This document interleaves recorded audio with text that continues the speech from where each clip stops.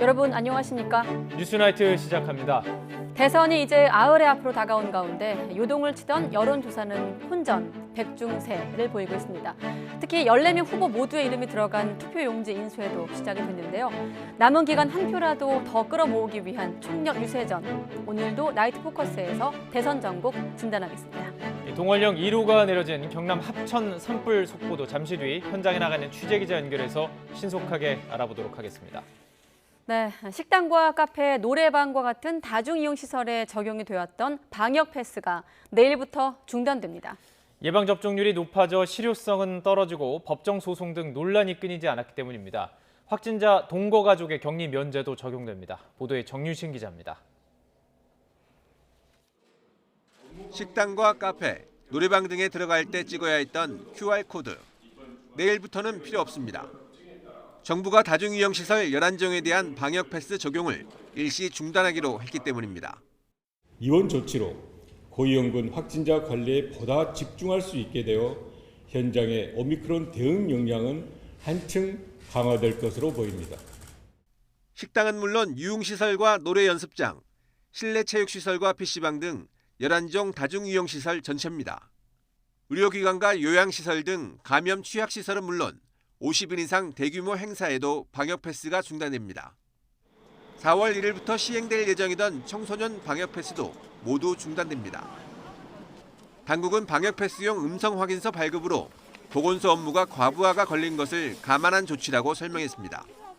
현재 12살 이상 백신 접종 완료율은 94.2%로 미접종자가 5.8%에 불과해 방역 패스 실효성이 크지 않다는 점도 고려했습니다. 예방접종률이 향상돼서 방역 패스의 필요성에 대한 논란과 갈등이 커지고 또 사회적 연대가 약화되고 있는 문제도 고려했습니다. 그동안 방역 패스의 유효성과 형평성 등의 논란이 많았지만 방역당국은 최근까지도 필요성을 강조해왔습니다. 하지만 법원 결정에 따라 일부 지역에서 방역 패스가 중단되자 불균형과 혼란을 최소화하기 위해 어쩔 수 없다는 판단입니다. 지금처럼 이렇게 모든 접촉자, 밀접 접촉자나 확진자들이 풀려나는 상황이면 사실 방역 패스를 유지하기가 쉽지 않은 상황이라고 저도 생각을 하거든요. 방역 패스 중단과 함께 확진자 동거 가족에 대한 격리 면제도 시행됩니다. 예방접종 여부와 관계없이 확진자 가족은 사흘 안에 PCR 검사, 7일째 신속 항원 검사를 받고 자율적으로 생활하면 됩니다. 정부는 이 같은 조치로 보건소 현장에서 고위험군 확진자 관리에 더욱 집중할 수 있을 것으로 전망했습니다. YTN 정신입니다. 네, 방역 패스 중단 방침에 대해서 자영업자들은 환영한다면서도 매출엔 큰 영향이 없을 거라고 반응하고 있습니다. 무엇보다 영업시간 제한을 완화하는 게 시급하다며 적어도 자정까지는 영업을 할 수 있게 해달라고 요구하고 있습니다. 황보혜경 기자가 보도합니다. 점심시간 식당을 찾은 손님들이 자리에 앉기 전 QR코드부터 찍습니다. 접종 완료자입니다. 이젠 손님들도 꽤 익숙해지긴 했지만 지금도 딩동 소리가 안 들리면 하던 일을 멈추고 곧바로 손님들의 방역 패스를 확인해야 합니다. 그동안 식당이나 카페에 들어갈 땐 이렇게 접종 정보가 담긴 QR코드를 찍거나 PCR 음성 확인서를 내야 했는데요. 방역 패스 잠정 중단으로 이제 별도 절차 없이 가게에 그냥 입장하면 됩니다. 일일이 접종 정보를 확인하느라 불편을 감수해야 했던 자영업자들은 반가운 마음입니다. 코로나 때문에 그 인원도 지금 장사가 안 돼가지고 줄이고 있는 판국에 한 사람이 전담으로 해야 되기 때문에 굉장히 어려움이 많았습니다. 저희 입장에서는 조금 원활하게 좀 하지 않을까 싶어요. 하지만 방역 패스가 없어지더라도 매출에 큰 영향은 없을 거란 의견이 많습니다. 자영업자들은 그보다 영업시간 제한을 조금이라도 완화하는 게 시급하다고 강조했습니다. 기존에 10시까지 하면은 손님이 문 닫을 때 들어오시는 경우가 많기 때문에 저희 같은 고깃집, 술집 같은 경우에는 10시를 넘어 12시까지 영업시간이 연장되어야 매출에 도움이 될 것 같습니다. 방역 패스를 둘러싸고 미접종자 차별이나 실효성 논란도 있었던 만큼 전면 중단해야 한다는 목소리도 적지 않습니다. 3차 백신까지 맞아도 감염되는 사례를 많이 봤기 때문에 미접종자들이 오히려 생활 편의시설을 누릴 수 있게 되어서 좋은 것 같기도 해요. 반면 이번 조치로 다중이용시설 감염 위험이 이전보다 커질 수 있다는 우려도 나옵니다. 그게 안정감을 느끼게 해주고 익숙하니까 그게 좀 더 좋은 것 같아요. 그래서 없어진다고 하니까 불안감도 갖고. 방역당국은 새로운 변이가 발생하는 등 상황에 변동이 없는 한 방역 패스를 중단한다는 방침입니다. 그러면서 위중증 환자나 병상 가동률과 같은 방역 지표가 안정되면 거리두기 완화도 추진할 계획이라고 밝혔습니다. YTN 황보혜경입니다. 네, 앞서 방역 방침의 불균형 그리고 혼란에 대해 지적을 했는데 현재 의료 체계에도 변화가 필요해 보입니다. 확진자 가족들이 병원에서 진료를 받지 못하는 경우가 늘고 있는 건데요. 양수가 터졌는데도 구급차에서 오랜 시간 대기하거나 또 병원 안내를 받지 못해 헤매는 경우까지 생기고 있습니다. 김철희 기자가 취재했습니다. 경기도 양주에 사는 A씨는 지난 22일 4개월 된 막내 아이만 빼고 온 가족이 코로나19 확진 판정을 받았습니다. 사흘 뒤 막내 아이 역시 39도의 고열에 시달려 새벽 시간에 119 구급대를 불러야 했습니다.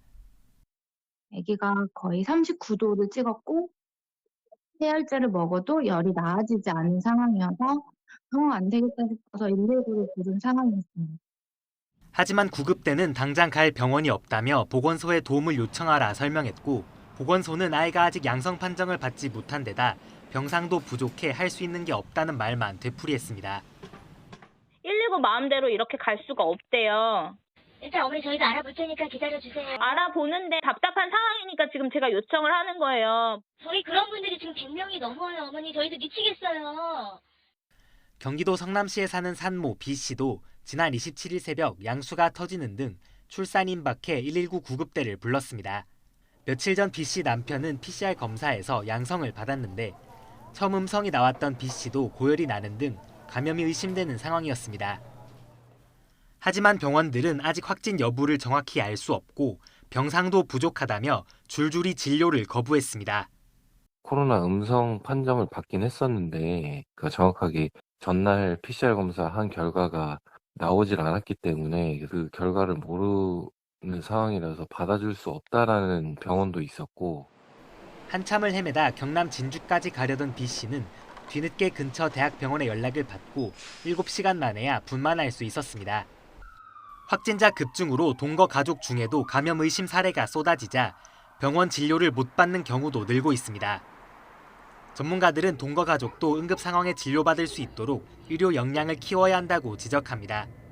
그중에 일부 영유아라든지 임산부 그리고 건강하신 분도 면역이 매우 떨어져 있는 상태에서 감염이 될 때는 갑자기 나빠지고 오미크론 변이 치명률이 독감 수준으로 낮아진 만큼 일반 병의원에서 코로나19 환자를 볼 수 있도록 의료 체계를 바꿔야 한다는 목소리도 커지고 있습니다. YTN 김철입니다. 네, 오미크론 변이 확산에 급증한 영유아 확진자가 재택치료 중에 숨지는 일도 잇따랐습니다. 정부는 비대면 진료의 한계를 인정하고 동네 병의원에서도 소아 확진자에 대한 외래 진료를 확대하기로 했습니다. 이영원 기자가 이어서 보도합니다. 코로나19 확진자도 진료하는 동네 소아과입니다. 오전에는 일반 환자, 오후에는 코로나19 확진자를 받아 동선이 겹치지 않도록 하고 있습니다.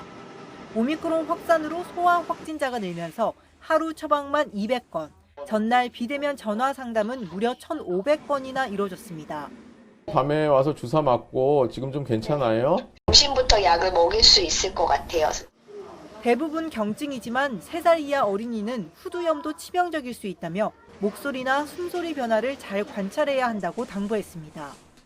밤에 심해질 때는 호흡곤란이 나타나는데 산소 투여를 해도 소용이 없는 게 이 후두가 굉장히 좁아져서 공기가 들어가질 않습니다. 숨찼던 경험이 있으면 낮에 꼭 약을 빨리 타셔서 미리 대처하시고 최근 이 같은 소아 환자를 포함한 18살 이하 확진자는 12배 가까이 늘어 50만 명이 넘습니다. 의사 표현을 제대로 하지 못하는 3살 이하 환자만 6만 명에 달합니다. 모두 재택치료 일반관리군으로 보호자가 건강 상태를 살펴야 합니다. 이런 탓에 응급 대처가 늦어져 생후 4개월 아기와 7살 아이 등 영유아가 숨지는 일이 잇따르기도 했습니다. 정부가 뒤늦게 비대면 진료 한계를 인정하고 동네 병의원의 소아 확진자 외래 진료를 늘리기로 한 이유입니다. 대부분의 소아과 의사들이 외래 진료가 진행되어야만 야간에 응급실을 찾는 비율도 현저하게 떨어질 것이고 부모들도 안정감을 찾을 수 있을 거라는 그런 부분에 동의를 했고요. 유행 규모가 커지는 상황에서 코로나19 환자만 따로 보는 의료 체계로는 버틸 수 없다고 강조한 만큼 소아과를 시작으로 일반 동네 병원의 확진자 외래 진료도 확대될 것으로 보입니다. YTN 이영훈입니다. 네, 그럼 앞으로 방역 지표 추이는 어떻게 예상되고 있을까요? 정부는 유행의 정점은 다음 달 초부터 중순까지로 하루 18만 명에서 최대 35만 명대까지 다양한 가능성을 내놓고 있습니다. 특히 다음 달 9일 대선 이래 코로나 신규 확진자가 23만 명 이상, 또 위중증 환자는 1,200명 이상 발생할 것으로 전망하고 있습니다. 자세한 내용 이동우 기자가 보도합니다. 오미크론 변이 대유행으로 코로나19 확진자가 급증하는 가운데 방역 당국이 전문가들의 발생 예측을 종합해 3월까지 전망치를 내놨습니다. 우선 3월 9일 대선 당일에 신규 확진자는 23만 명 이상, 위중증 환자는 1,200명 이상 발생할 것으로 내다봤습니다. 유행 상황의 정점은 3월 초부터 중순까지로 하루 최대 35만 명대까지, 위중증 환자는 최대 2,750명에 이를 것으로 전망했습니다. 주기적으로 유행 상황을 예측하고 이 결과에 따라서 유행에 대비하는 데 활용하도록 하겠습니다. 이런 가운데 국내 코로나19 누적 확진자는 일주일 사이 100만 명이 늘어 300만 명을 넘어섰습니다. 누적 100만 명까지 2년이 넘게 걸렸고 거기서 200만 명까지는 2주가 걸린 만큼 오미크론 확산세가 얼마나 폭발적인지 보여줍니다. 사망자는 하루새 114명 발생해 역대 최대를 기록하며 누적 8,000명을 넘어섰습니다. 실제로 최근 주간 사망자 수와 위중증 환자 수는 꾸준한 증가 추세를 보였습니다. 60세 이상 확진자 비율도 늘고 중환자실 병상 가동률도 계속 높아지면서 50%에 근접했습니다. 당국은 아직 의료 여력이 충분하다는 입장입니다. 의료 체계는 현재까지 관리 가능한 범위 내에서 운영되고 있습니다. 입원 치료를 필요로 하는 환자는 하루 이내 입원이 이루어지고 있고요. 입원 대기 환자는 없습니다. 하지만 정부의 장담과 달리 의료 현장에서는 의료 대응 여력이 충분한 것이 아니라며 앞으로 확진자와 위중증 환자 급증에 대비한 특단의 대책이 필요하다는 지적입니다.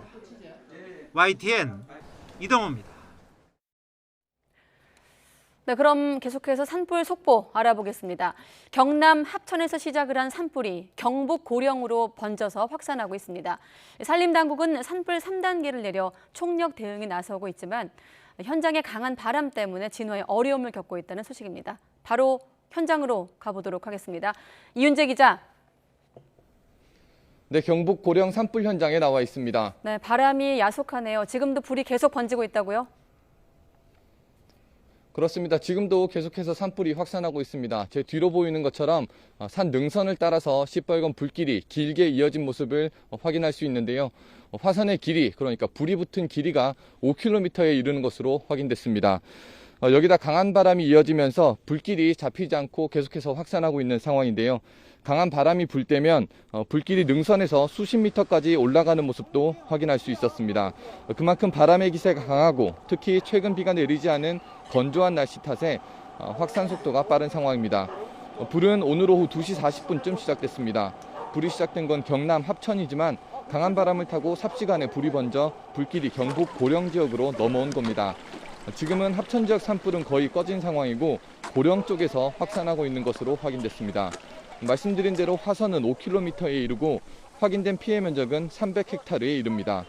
산림당국은 헬기 29대를 투입해 진화 작업을 벌였지만 걷잡을 수 없이 번지는 불길을 잡지 못했습니다. 해가 지면서 헬기는 모두 철수했고 지상인력이 투입됐는데요. 방화선을 구축해 밤사이 민가에 불이 번지지 않도록 총력을 기울이고 있지만 건조한 날씨와 바람 탓에 쉽지 않은 상황입니다.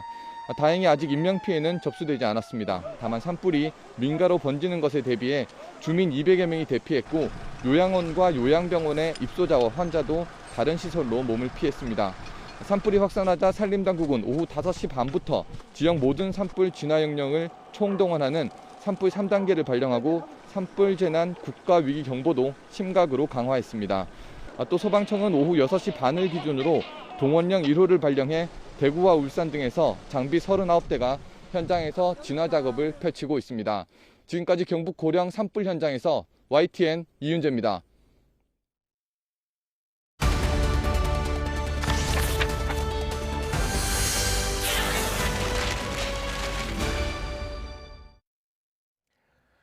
국민의힘과 국민의당 단일화 결렬 후폭풍이 이어지고 있습니다. 공동 인사권 행사까지 합의한 적 없고 제안을 들은 것뿐이다. 국민의힘과 국민의당 사이 말이 서로 다른데 책임을 떠넘기려는 내탓 공방이 가열되고 있습니다. 구장원 기자입니다. 협상 결렬 다음 날 기자들과 만난 국민의힘 권영세 선대본부장의 첫 마디는 이랬습니다. 어려워진 거는 솔직히 인정을 할 수밖에 없습니다만은 그 야권 통합 단일화의 끈을 저희들이 놓는 일은 없을 것이다. 전망은 부정적이지만 안철수 후보가 만나자고 하면 언제든 차를 돌리겠다는 게 윤석열 후보의 진심이라고 강조했습니다. 그러나 협상의 막전 마크로 놓고는 결이 다른 목소리가 쏟아졌습니다. 윤 후보가 당선되면 인수위 단계부터 안 후보와 인사권을 공동으로 행사하는 방안이 유력하게 논의됐고 이를 바탕으로 합의문까지 썼다는 주장이 나왔는데 모든 조건을 다 저희들이 수용을 했습니다. 그래서 합의문이 만들어졌어요. 그런데 그것을 그쪽에서 거부한 겁니다. 야권 통합 단일화 무산의 책임이 저희한테 있는 게 아니라 그쪽에 있는 겁니다. 모든 조건을 받아들였다는 점을 부각하며 결렬 책임을 안 후보 측에 돌리려는 의미로 해석됐습니다. 국민의당은 곧바로 반박에 나섰습니다. 긴급 기자간담회를 열고 선의로 내민 손이 잘려나갔다. 수사기관의 허위 조서를 보는 느낌이라며 윤 후보 측의 협상 일지 공개를 맹비난했고 자신들의 뜻대로 되지 않았다고 일방적으로 자신들의 주장을 까발리는 것은 정치 도의와 윤리에 어긋난다는 합의문이 있었던 게 아니라 국민의힘 쪽에서 내놓은 구상을 들었을 뿐 합의에 응한 적이 없다고 정면 반박했습니다.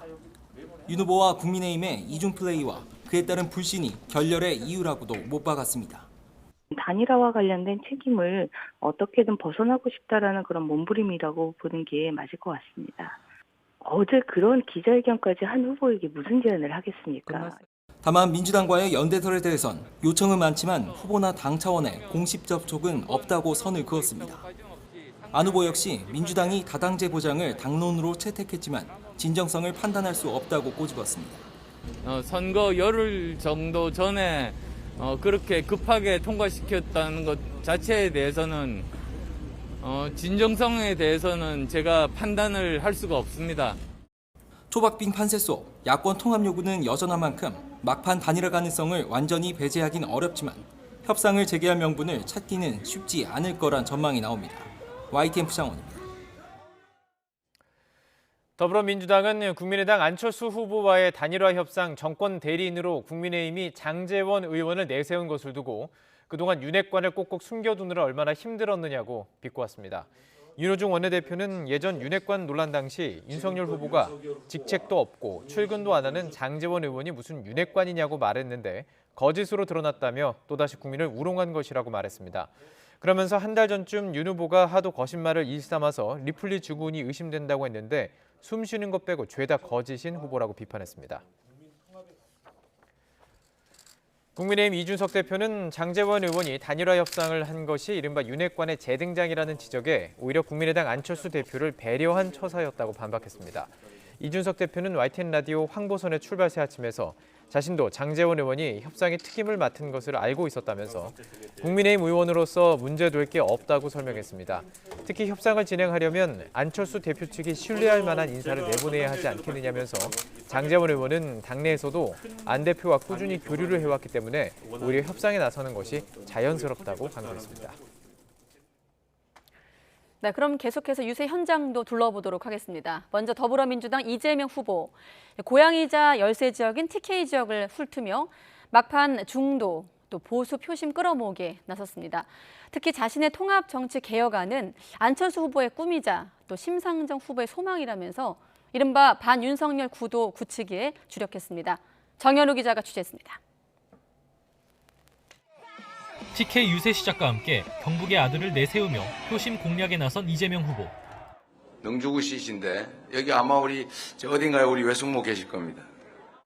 첫 유세지 포항에서 지역 경제를 일군 박태준 포스코 초대회장과 자신의 접점을 유능한 리더로 꼽으며 윤석열 후보를 우회적으로 비판했습니다. 국정을 정확하게 알아야 합니다. 모르는 게 자랑이 아니에요.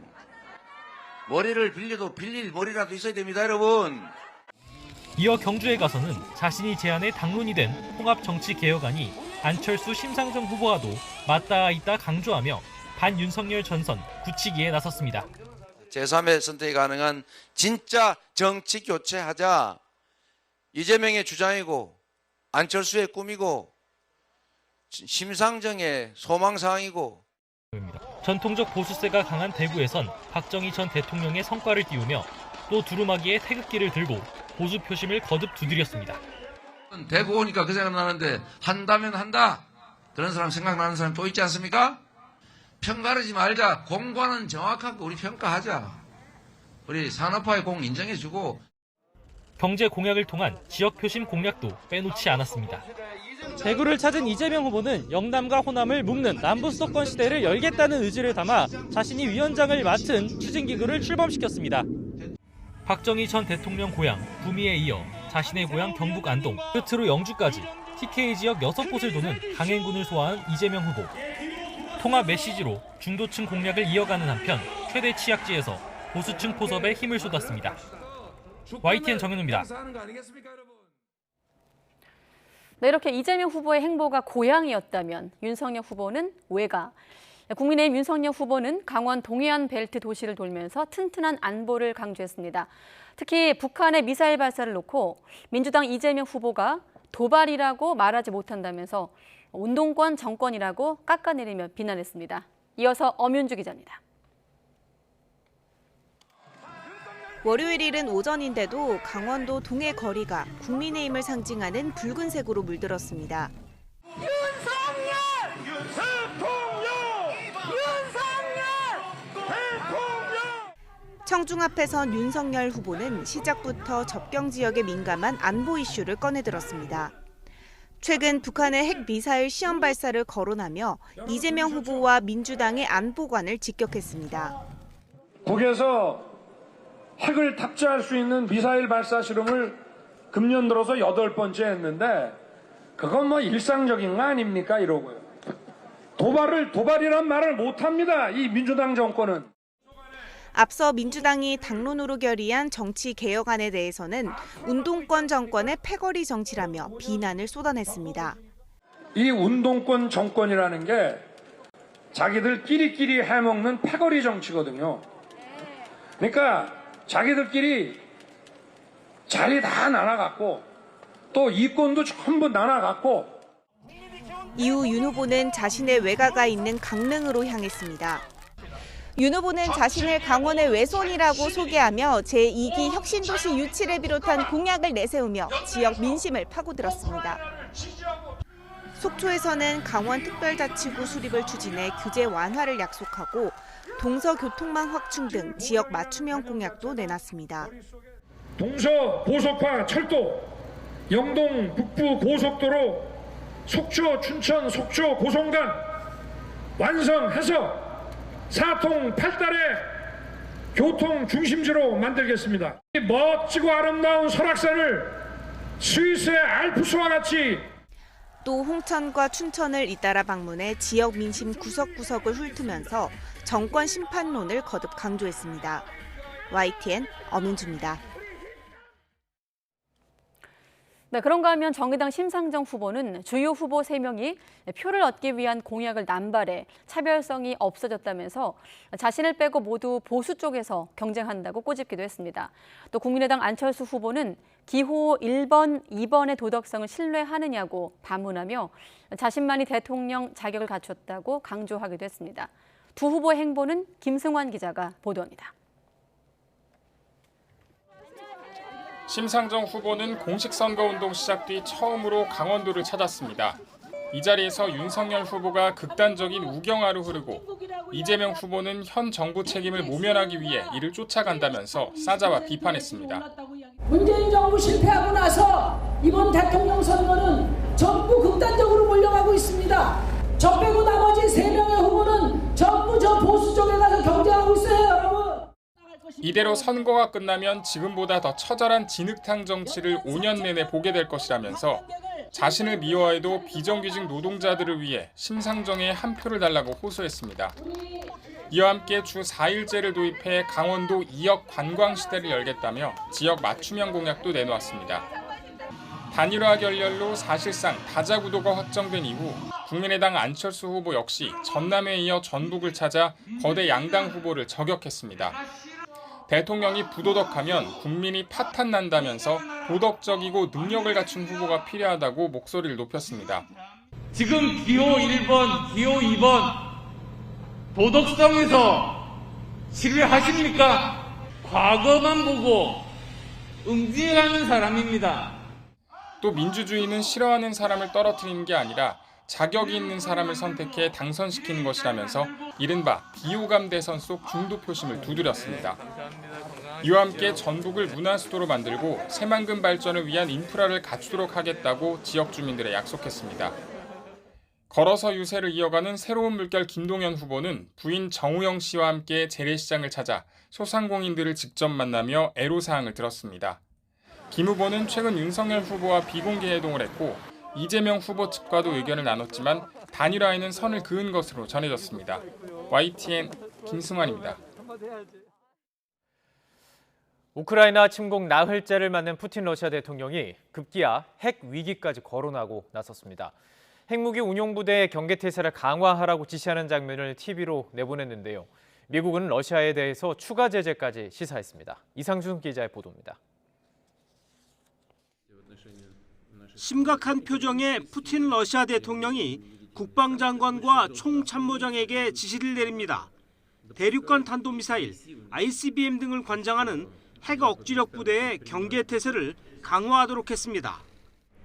Перевести силы сдерживания российской армии в особый режим несения боевого дежурства. 푸틴 대통령은 지시를 내리면서 경제 분야에서 서방 국가들의 비우호적 행동과 북대서양조약기구 나토 회원국들의 공격적인 발언을 비난했습니다. 이번 조치가 러시아 은행을 국제은행 간 통신협회 스위프트 결제망에서 배제하고 푸틴 대통령을 제재 리스트에 올린 것 등에 대한 대응이란 뜻입니다. 서방 세계에서 비난이 쏟아졌습니다. 스톨텐베르그 북대서양조약기구 나토 사무총장은 CNN에 출연해 위험하고 무책임한 언사라고 비판했습니다. 미국 백악관도 푸틴 러시아 대통령이 위협을 만들어내고 있다고 비난하고 에너지 제재 추가 가능성도 시사했습니다. 전 세계 원유의 12%, 천연가스의 17%를 생산하는 러시아에 대해 에너지 제재를 시행하면 러시아 경제에 대한 타격은 더 커질 것으로 전망됩니다. 우크라이나는 러시아의 핵 위협에도 불구하고 결사항전의 의지를 더욱 다졌습니다. These nuclear weapons against Ukraine, then I have a very simple message. It will be a catastrophe for the world, but it will not break us down. 푸틴 대통령이 서방 세계의 제재에 핵카드를 내보이면서 우크라이나 사태가 신냉전으로 확전되지 않을까 우려되고 있습니다. YTN 이상순입니다. 우크라이나를 침공한 러시아군의 진격 속도가 현저히 떨어지고 있는 것으로 나타났습니다. 우크라이나 군의 강력한 저항 때문인데 민간인 사상자도 계속 늘어나고 있습니다. 송채엽 기자가 우크라이나 전황을 전해드립니다. 탱크 등 군용 차량 수백 대가 포함된 러시아군의 대규모 지상군 행렬이 위성에 포착됐습니다. 5km에 이르는 행렬은 촬영 당시 수도 키예프 북쪽 64km 거리까지 접근한 것으로 파악됐습니다. 키예프 근처에서는 러시아군의 미사일 공격도 계속되고 있습니다. Это была ракета, ударила по ГСМу либо РСМу нефтебазе. То есть, горит вот так с ночи, бахнуло хорошо, то есть освещение было, очень сильно хорошее. 하지만 러시아군의 진격 속도는 현저히 떨어지고 있다고 우크라이나 국방부가 밝혔습니다. 터키제 드론과 미국제 제블린 미사일 등이 위력을 발휘하면서 키예프 근처에서는 파괴된 러시아군 장갑차와 트럭들이 곳곳에서 목격됩니다. 젤렌스키 우크라이나 대통령은 러시아군 전사자가 4,500명 이상이라고 주장했지만 양측의 피해 규모는 정확히 알려지지 않았습니다. 러시아군이 침공 닷새째에도 주요 도시를 함락시키지 못하자 장기전으로 돌입하는 것이 아니냐는 관측도 나옵니다. 러시아군이 주요 도시를 둘러싸고 포위전을 벌이거나 진공폭탄 등 더 강력한 무기를 사용할 우려도 있습니다. 이런 가운데 민간인 사상자는 계속 늘고 있습니다. 우크라이나 측은 교전이 시작된 이후 어린이 10여 명을 포함해 최소 300여 명이 숨지고 근 2천 명이 다쳤다고 밝혔습니다. YTN 송태엽입니다. 러시아와 우크라이나 현재 협상 중입니다. 우크라이나 젤렌스키 대통령은 협상에 큰 기대가 없다고 말하기도 했지만 일단 두 국가가 협상에 나서면서 전쟁을 멈출 수 있는 협상안이 나올지 작은 희망은 생기고 있습니다. 우크라이나 국민들은 러시아의 의도 자체를 의심하고 있는 것으로 보입니다. 그만큼 불신이 크기 때문인데 외교 전문가는 온 국민이 납득할 수 있는 수준의 협상안이 나와야 할 것이라고 조언했습니다. 직접 들어보시죠. 우크라이나 사람들이 이제 우려하는 거는 지금 우크라이나 외교부 차관이 거기 참여하기로 지금 되어 있는데 이 협상 과정에서는 어떤 관여가 있거나 아니면 차관의 서면이 위조돼서 이런 이제 러시아가 위조한 그런 협상 선언문을 이렇게 발표할까 봐 그런 데에서는 굉장히 우려를 많이 하고 있습니다. 네. 제가 지금 하나만 자 협상을 하더라도 그죠. 예. 이게 정말 우크라이나한테 너무 불리한 일방적인 협상이 되면은 그게 또 국민들한테 설득하기 상당히 어려울 것 같아요. 네. 만약에 국민들이 납득하지 않는 협상이 되면은 많은 국민들이 또 거기에 대해 저항하다 보면은 결국은 또 더 큰 불씨가 될 수 있기 때문에 러시아에서 너무 이제 가혹하고 무리한 협상 조건을 걸지 않는 게 성공적인 협상의 조건이라고 봅니다.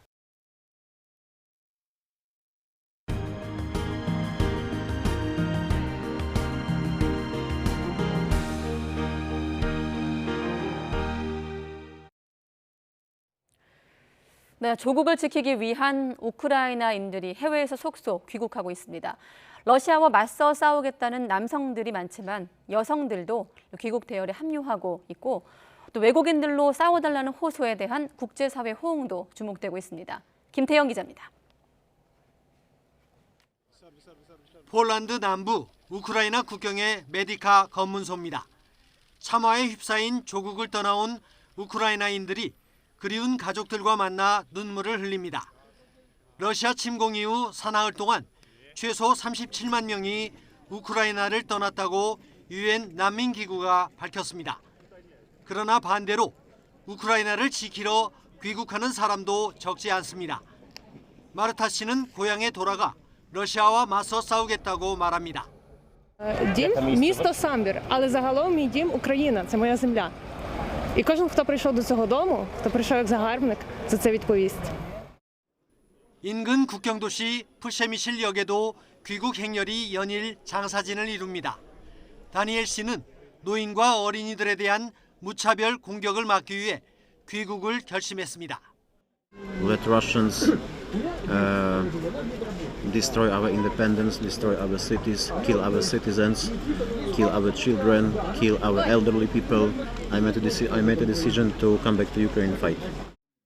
러시아의 공격으로 우크라이나 군인과 민간인 사상자가 속출하며 연일 참혹한 상황이 이어지고 있습니다. 수도 키예프에서는 왼쪽 다리에 의족을 착용한 민병대원이 거리를 순찰하는 모습이 포착됐습니다. 젤렌스키 대통령이 외국인들에게 와서 함께 싸워달라고 호소하는 가운데 국제사회의 호응도 이어질 것으로 보입니다. YTN 김태현입니다. 그런가 하면 러시아와 연계된 용병 400명 이상이 볼로디미르 젤렌스키 대통령 등 우크라이나 정부 요인을 암살하라는 크렘린 궁의 명령을 받고 키예프에서 대기 중이라고 영국 언론 더 타임스가 보도하기도 했습니다. 더 타임스는 해외 분쟁 지역에서 용병을 모집하는 사기업인 와그너 그룹이 이런 특명을 받고 5주 전 아프리카에서 우크라이나로 용병 등을 침투시켰다고 전했습니다. 이들 암살조는 젤렌스키 대통령을 비롯해 우크라이나 주요 인사를 암살하는 대가로 거액의 보상금을 받기로 한 것으로 알려지고 있습니다. 영국 정부는 지난 26일 오전 이런 정보를 입수해 우크라이나 정부에 전달했습니다. 세계 각국이 러시아의 침공을 규탄하며 우크라이나에 대한 무기 지원에 적극적으로 나서고 있습니다. 국제금융결제망에서 러시아를 퇴출한 데 이어서 하늘길을 폐쇄하는 등 러시아를 옥죄기 위한 추가 제재도 잇따르고 있습니다. 보도에 김형근 기자입니다. 유럽연합 EU는 우크라이나가 무기와 군사 장비를 살 수 있도록 자금을 대겠다고 밝혔습니다. EU 집행위는 수천억 원 규모의 재원을 조달해 무기 지원에 쓸 계획입니다. For the first time ever, the European Union will finance the purchase and delivery of weapons and other equipment to a country that is under attack. 유럽 국가들의 개별적인 무기 지원도 잇따르고 있습니다. 가장 소극적이었던 독일이 가장 적극적으로 변했습니다. 대전차 무기 1000정과 지대공 미사일 500기를 우크라이나에 보내기로 했습니다. Wie Sie wissen, haben wir gestern entschieden, dass Deutschland der Ukraine Waffen zur Verteidigung des Landes liefern wird. 프랑스도 연료 공급과 함께 방어 장비를 지원하겠다고 밝혔습니다. 벨기에도 기관총 2000정과 연료 수천 톤을 보내기로 했습니다. 네덜란드와 체코, 리투아니아, 호주도 무기와 군사 장비를 지원하기로 했습니다.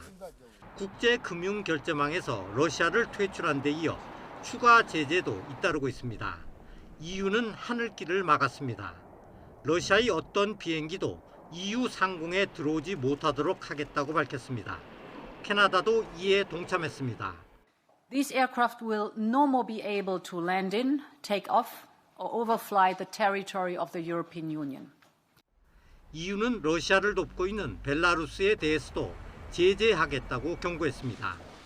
미국도 아직 더 많은 조치가 남아있다면서 러시아가 고통을 느끼게 계속 압박할 것이라고 밝혔습니다. YTN 김영근입니다. 우리 정부가 국제사회와 보조를 맞춰 러시아에 대한 전략물자 수출 차단과 스위프트 배제 등 경제 제재에 동참합니다.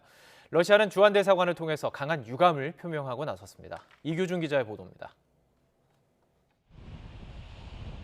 정부가 국제사회에 러시아 압박에 힘을 실어주기 위해 전방위 경제 제재에 가세합니다. 우선 4대 다자 수출 통제 체제에서 정한 재래식 무기와 미사일 관련 장비와 기술 등 전략물자 품목의 수출을 막기로 했습니다. 우선 대러 수출 통제와 관련해서 우리 정부의 수출 통제 허가 심사를 강화하여 그 대러 전략물자 수출을 차단하기로 했습니다. 미국이 독자적 수출 통제 품목으로 정한 반도체와 정보통신 레이저 등 비전략 물자에 대해서도 추가 검토를 거쳐 조속히 확정할 방침입니다. 또 러시아 금융 시스템에 막대한 타격을 줄 스위프트 배제에도 동참하기로 했습니다. 문재인 대통령이 지난 24일 러시아에 대해 경제 제재를 포함한 국제사회의 노력에 적극 동참하겠다고 밝힌 데 따른 후속 조치입니다. 정부는 전략 비축유 추가 방출을 추진하고 천연가스 유럽 재판매 등도 검토하기로 했습니다. 정부의 제재에 동참해 러시아는 깊은 유감을 표명하며 즉각 반발하고 나섰습니다. 안드레이 쿨릭 주한 러시아 대사는 기자회견을 열고 러시아와 한국 간 협력의 수준이 올라가는 추세가 이제 방향을 바꿀 것 같다고 우려했습니다. 쿨릭 대사는 제재 동참이 양국 관계에 상당한 피해를 줄 뿐 아니라 서방국의 불법 행동에 동참하는 것임을 인식해야 한다고 경고했습니다. YTN 이교준입니다.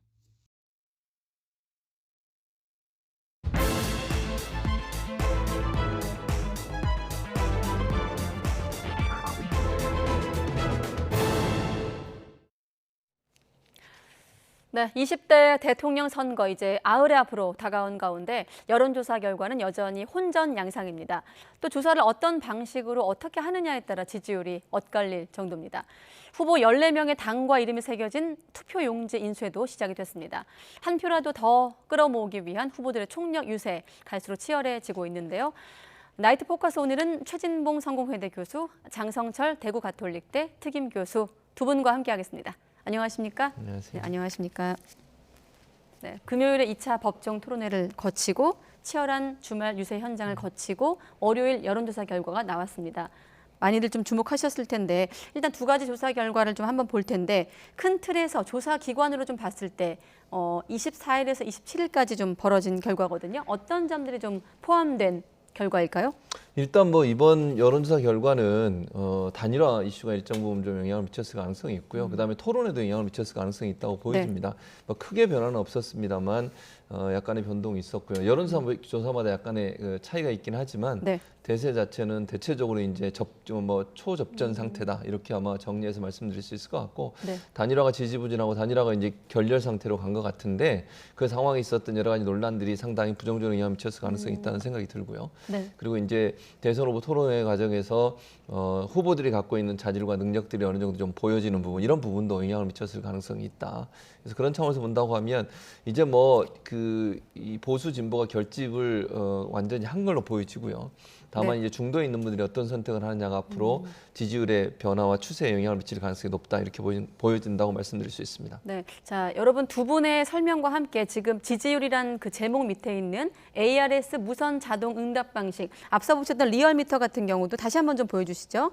네, 무선 전화 면접, 무선 유선 이렇게 뭐 자동 응답 혼용 이렇게 되어 있는데 오늘은 좀 조사 방식에 조금 더 눈여겨서 두 분의 해설을 좀 보시고요. 일단 큰 틀에서 여론조사 결과 장 교수님 설명 듣겠습니다. 기본적으로 리얼미터 여론조사나 KSOI 여론조사 앞에서 최진봉 교수님께서 말씀해 주셨던 단일화랑 TV 토론 변수는 있었던 것 같고요.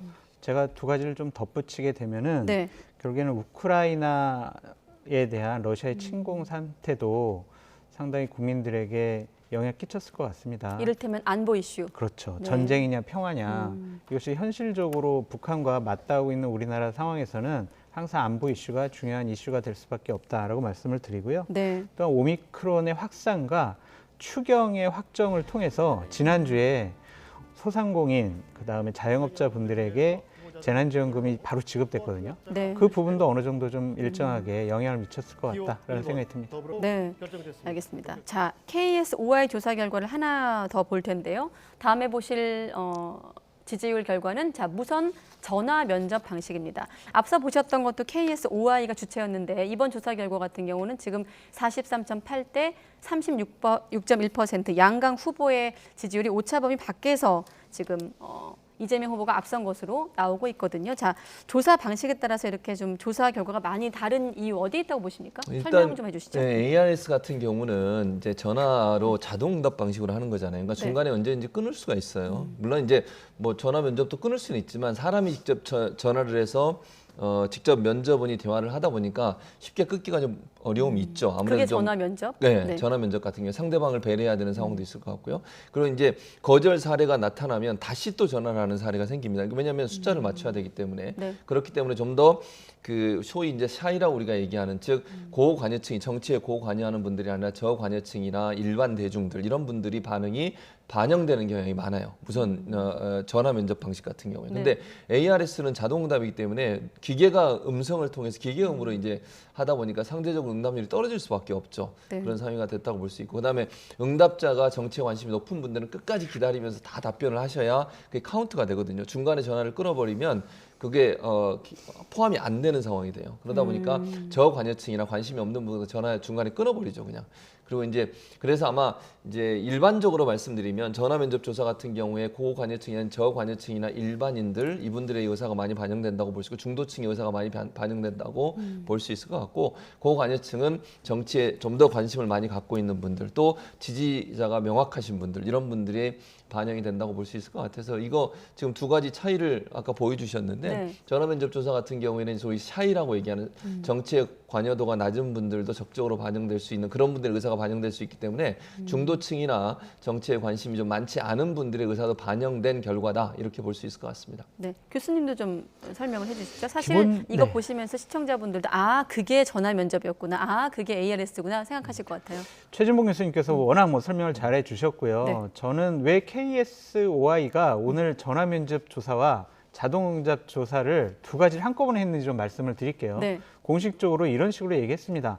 지금 각종 언론사의 의뢰를 받은 여론조사 회사에서 ARS와 전화면접 조사를 섞어서 발표하는 바람에 상당히 지지율이 등락폭이 큰 것처럼 보여지지만 그것은 조사 방식에 따른 차이다.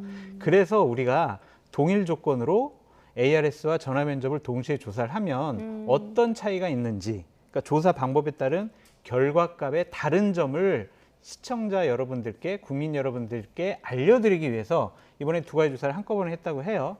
여기에 우리가 여러 가지 여론조사 결과가 달라진 것을 표본 응답층의 차이라고 전 말씀드리고 싶어요. 예를 들면은 ARS 때 보수 응답층이 34.9%였어요. 네. 하지만 전화 면접 때는요, 보수 응답층이 30.3%였어요. 대략 4.6%의 보수 응답층의 차이가 있는 거예요. 그래서 이것을 1000명으로 계산을 해보면 대략 50명 정도가 보수 응답층이 덜 응답을 했다. 그런데 진보층은 ARS 때는 25.5%가 응답을 했고 네.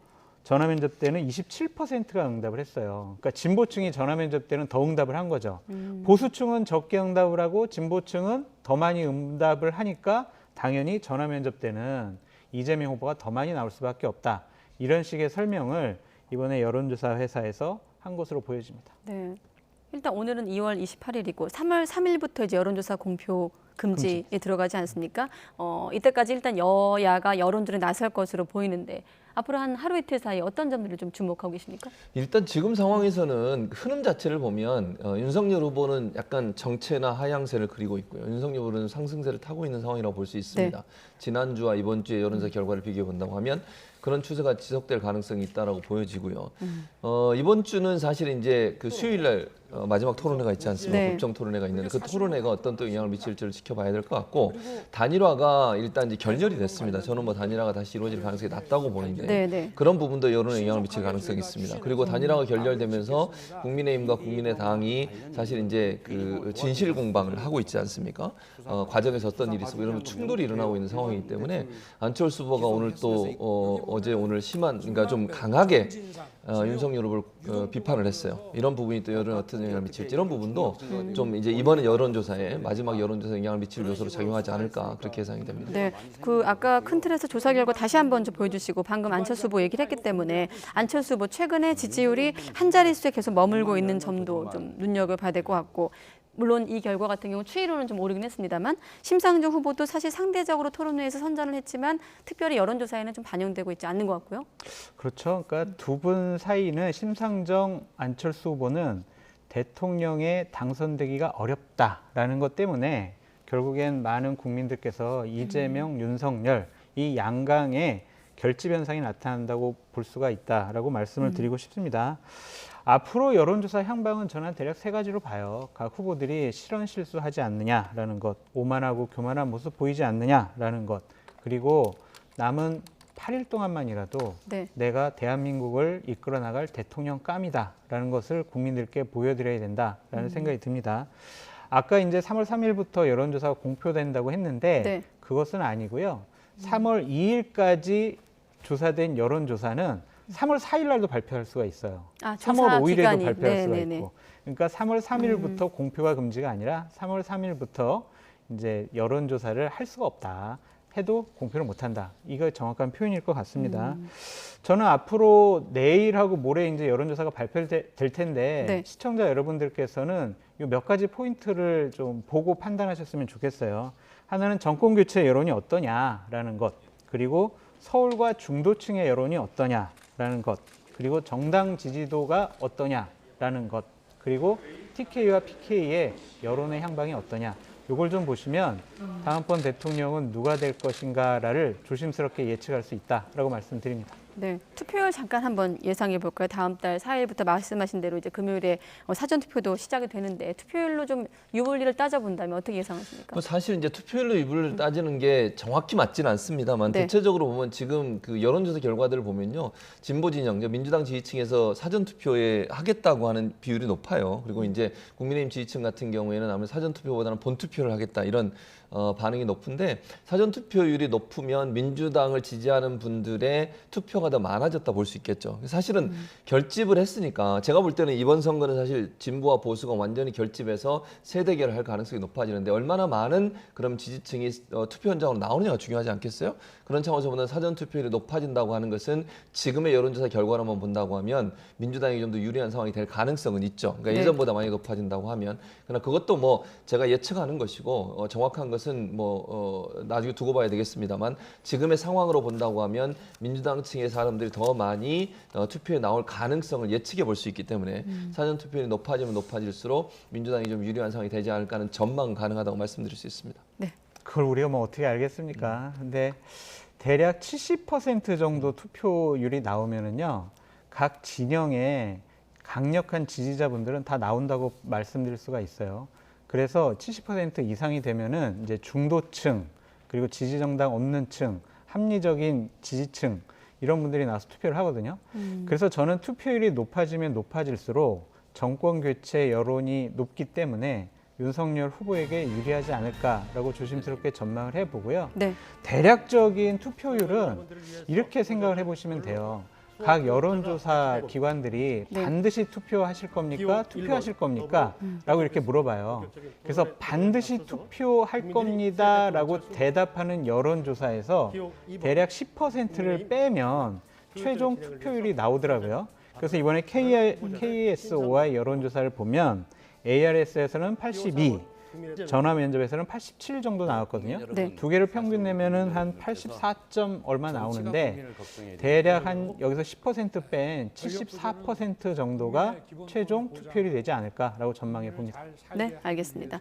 자, 민심의 흐름을 먼저 살펴봤는데, 자, 그런 민심을 쫓기 위한 대선 후보들의 막판 선거 운동도 살펴보도록 하겠습니다. 영상으로 먼저 만나보시죠.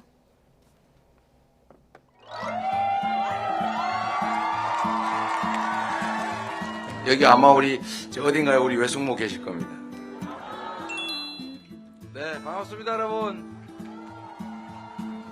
박태준 회장이라는 분을 개인적으로는 참으로 존경합니다. 리더의 역할이 중요하다. 모르는 게 자랑이 아니에요. 머리를 빌려도 빌릴 머리라도 있어야 됩니다, 여러분.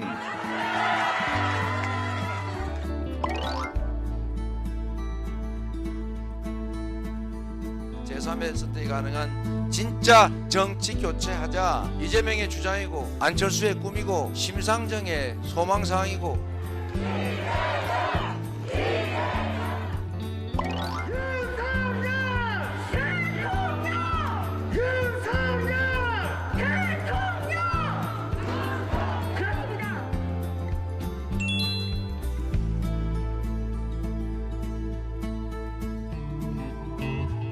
국제사회가 전부 도발이라고 규정하는 것을 도발이라는 말을 못 씁니다. 이게 도발이라고도 못하고 소 닭 쳐다보듯이 보는 이게 정부 맞습니까, 여러분? 이런 좌파 운동권 이념에 빠져서 사거리 정치하는 사람들이 나라를 맡으면 열심히 일해도 소용없습니다.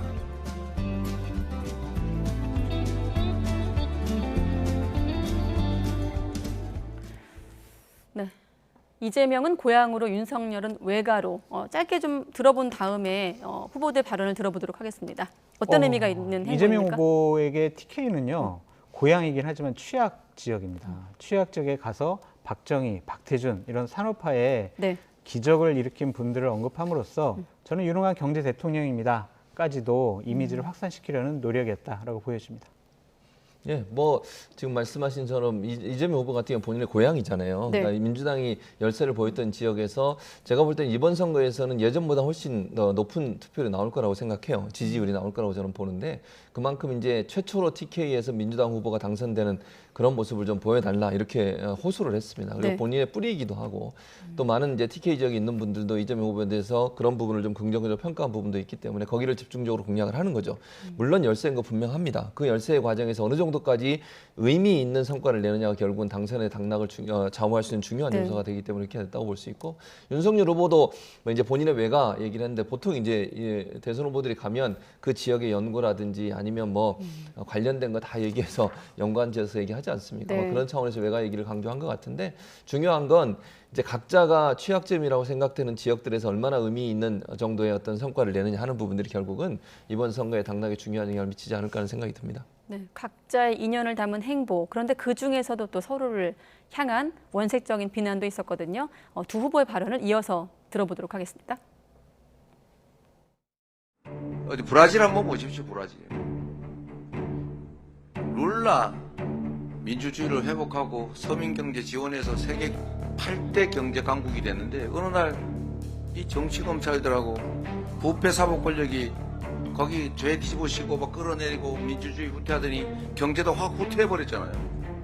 브라질 국민들이 지금 얼마나 고통 겪고 있습니까? 순식간입니다, 여러분. 이게 리더의 자질과 역량입니다.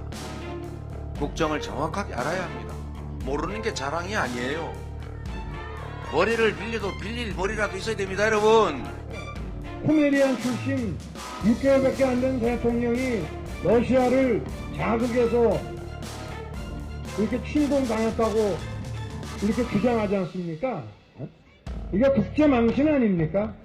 어제 이재명 후보는 창원에서 그런 얘기를 했더군요. 북에서 핵을 탑재할 수 있는 미사일 발사 실험을 금년 들어서 8번째 했는데 그건 뭐 일상적인 거 아닙니까? 이러고요. 도발이란 말을 못합니다. 이 정신 똑바로 차리고 이 나라를 중심을 잡아야 되는데 이게 도대체 뭐하는 사람들입니까, 여러분? 네, 한꺼번에 들어봤지만 해석은 따로따로 떼어서 좀 해보도록 하겠습니다. 먼저 이재명 후보, 머리를 빌려도 빌릴 머리라도 있어야 한다는 발언이 좀 눈에 띄었는데 포항에선 이제 박태준 회장을 언급하면서 지도자 중요성을 강조하기도 했거든요. 머리를 빌려도 빌릴 머리가 있어야 된다. 이것은요, 한마디로 윤석열 후보는 무식하다, 많이 부족하다, 이런 표현인 것 같습니다. 네, 하지만 지금 대선 경쟁 과정 중이라도 상대 후보에 대해서 이런 식의 비아냥과 조롱은 결국엔 이재명 후보에 대해 이렇게 득이 되지 않는다라고 말씀드리고 싶고요. 상호 존중하에서 대선 경쟁이 이루어졌으면 좋겠다라는 생각이 듭니다. 또 국정을 정확히 알아야 된다는 말을 좀 강조하기 위해 나온 표현이긴 합니다만은. 그렇죠. 네. TV 토론 때 뭐 본인이 물어본 거를 제대로 윤석열 후보가 답변하지 못했다라는 것 때문에 이런 식으로 공격을 하는 것 같습니다. 오늘 포항 가서는 박태준 전 총리를 언급을 했는데요. 네. 제2의 경제 기적을 이루겠다라는 경제 메시지로 보여집니다.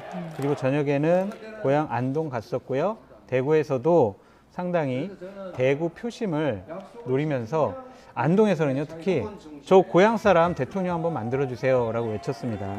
대구에서는요, 두루마기 메고 태극기까지 흔드는 퍼포먼스를 보였고요. 대구에서는 상당히 이재명 후보에 또 힘을 실어주는 모습도 보여졌는데 예비역 장성들께서 지지 선언을 했다라고 말씀드립니다. 네. 저는 아까 이제 장 교수가 이재명 후보에 대해서 그렇게 얘기했는데 윤석열 후보도 말씀을 주의하셔야 돼요. 현 정부에 대해서 좌파 정권, 주사파 정권, 바보 정권 이런 얘기하면 되겠습니까? 지금 저는요, 파시스트 이런 옛날 색깔론 가지고 그런 얘기를 하시면 이게 정말 과연 국민들이 어떤 생각이 들까 하는 생각이 들고요. 어쨌든 지금 이재명 후보는 이런 얘기를 하는 거죠. 장 교수 잠깐 언급하셨습니다만 토론 과정에 이런 과정에서 국민들이 볼 때 좀 실망스러운 부분을 보인 부분이 있잖아요. 질문에 대해서 답변을 다른 말씀을 하시거나 질문에 답변을 회피하시면서 시간 없으니까 답변 안 하고 넘어가겠습니다. 또 질문 받고 나서 본인이 다시 또 질문을 해달라고 요청하고 남의 질문을 잘 듣지 않는 모습의 태도들 이런 부분들이 사실은 국민들한테 상당히 실망감을 주는 부분이고 네. 과연 대통령으로 자질과 능력이 있느냐 하는 부분에 대한 의심이 강하게 드는 부분이에요. 이재명 후보가 그 부분을 지금 지적하고 있는 거거든요. 그래서 대통령이 물론 윤석열은 그런 얘기 많이 하셨습니다. 본인이 능력이 없더라도 다른 사람, 유능한 사람 쓰면 된다, 대통령이. 물론 뭐 맞는 말씀이에요. 그런데요, 그렇다 하더라도 큰 비전이나 방향성에 대해서는 대통령이 알고 계셔야 되는 겁니다. 그리고 어떤 사람을 적재적소에 잘 쓸 거냐 하는 부분은 그런 부분들을 잘 인식할 때 가능해지는 건데 그런 부분들이 좀 부족한 부분, 이런 부분에 대한 지적이다, 이렇게 생각이 듭니다. 네. 또 윤석열 후보 같은 경우는 앞서 도발을 말 못하는 정권이다. 그러니까 좀 구체적으로 얘기를 하면 도발을 도발이라고 말을 못한다라면서 나라의 좀 중심을 잡아야 된다는 점을 강조했거든요. 그렇죠. 지금 뭐 북한에서 강원도에서. 미사일을 쏘더라도 그냥 발사체라고만 얘기를 하고 있고 저런 미사일들 발사를 하고 NSC 회의를 열고 나면 유감입니다. 좀 더 진전된 표현은 정말 유감입니다. 강한 유감입니다. 이런 식으로 얘기만 하고 있거든요. 과연 대한민국의 국민들 생명과 안전과 재산을 보호할 수 있는 정권이냐라는 의구심을 윤석열 후보는 얘기했다라고 보여집니다. 기본적으로 강원도 같은 경우에는 부동층이 많습니다. 접경지대죠. 그래서 우크라이나 여러 가지 러시아의 침공 때문에 안보 이슈가 상당히 대두되고 있기 때문에 힘을 통한 평화를 구축하겠다라는 것을 강조함으로써 안보 대통령의 모습을 보였다라고 말씀을 드리겠습니다. 그리고 도발이란 도발을 말 못하는 정권, 정부가 바보짓 안 하고 대통령이 멍청하짓 않으면 잘 살 수 있다. 이런 것들은 아마추어적인 운동권 정권이 나라를 많이 망쳐놨다라는 그런 표현으로 읽혀지고요. 러시아 침공은 국제법 위반이고 임기 6개월 차의 대통령이 러시아를 자극해서 침공당한 것이다. 라고 얘기한 이재명 후보도 아울러 함께 비판을 했다라고 말씀드립니다. 네, 윤석열 후보가 선거가 가까워질수록 물론 이제 이재명 후보에게 적용되는 부분도 있습니다만 조금 더 표현이 거칠어지고 있는 것 같아요. 현 정권을 향해서 끼리끼리 해먹는 패거리 정치라고 했고 또 민주당 개혁안을 놓고도 비판의 목소리를 냈거든요. 그러니까요. 그건 뭐 끼리끼리 해먹는 패거리 정치인데 본인도 거기서 같이 하셨잖아요. 저는 이런 말인가 발언들이 저는 전혀 도움이 안 된다고 봐요. 그리고 너무 색깔론 강조하고 주사파 뭐 이런 그런 얘기 운동권 패거리 이런 표현들이 과연 대선 후보 입에서 나올 수 있는 발언인지 잘 모르겠습니다. 막판으로 가면 갈수록 보수층을 결집하려는 의도가 있다고 보이는데 그 의도가 과연 살아날 수 있을까요? 국민들은 저런 부분에서 상당히 불쾌합니다. 저는 그렇게 보고요. 저런 표현보다는 본인의 정책과 비전을 잘 설명하는 게 필요하다는 생각이 들어요. 도발 문제도 뭐 도발이란 말을 쓰지 않았으니까 지적을 하시는 것 같은데 강한 유감. 저는 뭐 제 개인적인 바람이라면 도발이란 말 썼으면 좋겠어요. 저는 그걸 바라지만 그렇다고 해서 뭐 미사일 북한이 쐈는데 잘했다고 얘기하는 게 아니잖아요. NSC 열어서 그런 행동하는 거 절대 도움 안 된다. 한반도 평화 위해서라도 그런 행동하는 것은 절대로 도움이 안 된다고 계속 강조하고 있지 않습니까? 거기에 대해서 저는 뭐 북한이 미사일 발사하는 것에 대해서 긍정적인 평가를 안경이고 부정적인 평가를 했다고 분명히 보여지고요. 네. 그래서 저는 이런 부분 가지고 문제를 제기할 게 아니라 우리가 그럼 예를 들어서 북한의 저런 행동에 대해서 대응을 안 하거나 예컨대 또 우리가 국방력을 좀 적게 하거나 이게 아니고 세계 6위의 국방력을 가지고 있고 55조나 되는 국방 예산을 매년 쓰고 있습니다. 우리 문재인 정부 들어 첨단 무기들 너무 많이 구입을 했어요. 또 그런 상황으로 본다고 하면 윤석열 후보가 걱정하시는 것처럼 뭐 우리 정부가 국방력을 너무 안이하게 생각한다. 저는 그렇게 보지는 않습니다. 네. 기본적으로 자꾸 이제 윤석열 후보가 좀 막말을 한다라고 말씀하셨는데 이재명 후보의 어제 발언 같은 경우에는 이것은 막말을 넘어서 정치 보복을 하겠다라는 본인의 표현의 의지를 또 얘기한 것이 아닌가라는 생각이 듭니다. 어제 이제 양산 가서 유세했을 때는요, 정치 보복해서는 절대로 안 됩니다. 그렇게 얘기했다가 다른 지역 가서는 바로 한 4시간 있다가 다른 지역 가서는 정치 보복은 숨겨놨다가 몰래 하는 거지 어떻게 저렇게 대놓고 얘기를 합니까? 이런 식으로 얘기했거든요. 본인은 그러면 숨겨놨다가 정치 보복 하겠다는 얘기인지 이런 앞뒤가 안 맞는 말을 시간과 장소에 따라서 자꾸 말을 바꾸신다. 그래서 이재명 후보는 믿을 수 없는 후보 아니냐 그런 비판을 받고 있다라고 말씀드립니다. 그러니까 저 발언을 제가 아까도 저 발언을 하시던데 제가 지금 확인을 못했는데 네. 민주당에서 확인을 좀 해주시기 바라고요. 이게 정말 이재명 후보가 정치 보고 하겠다고 한 발언인지 아니면 장 교수가 본인이 그렇게 혼자 해석해서 하신 것인지 민주당 선대위가 반드시 확인해서 사실관계를 밝혀주셔야 될 것으로 생각이 됩니다. 저는 이재명 후보가 하신 말씀을 코트 따서 그대로 말씀드렸어요. 그러니까요. 그 사실관계 확인해서 네. 민주당에서 팩트체크 해주시기 바랍니다. 네. 자, 이 지금 말씀하신 이 발언도 그렇고요. 지난주에 두 분께서도 이 점을 좀 강조하신 것 같은데 대선이 가까워질수록 실점이나 실언 좀 조심해야 된다고 하셨거든요. 물론 다음에 소개해드릴 발언이 실언인지 아닌지는 좀 따져볼 일입니다만 일단 윤석열 후보의 성인지 예산을 둘러싼 발언으로 논란이 일고 있고 또 여야 공방도 이어지고 있는 상황입니다. 일단 발언은 지금 나가고 있죠. 성인지 감수성 예산이란 걸 30조 썼다고 알려져 있다라는 발언을 하면서 여기에 대해서 이제 민주당 쪽에선 가짜 뉴스로 억지 주장을 하고 있다, 참사다, 망언이다 이런 발언들이 나오고 있거든요. 좀 설명을 좀 해주시죠. 이 부분은 민주당이 뭘 잘못 알고 윤석열 후보를 공격하고 있다라고 말씀을 드리겠습니다. 성인지 예산은요 2008년도부터 국회에서 법을 정해가지고 정부에서 성인지 예산안 작성 지침이라는 것을 내렸어요. 그래서 항상 해마다 각 부처에 있는 성인지 관련 예산을 종합적으로 한 대로 모읍니다. 그래서 국회에 제출을 해요.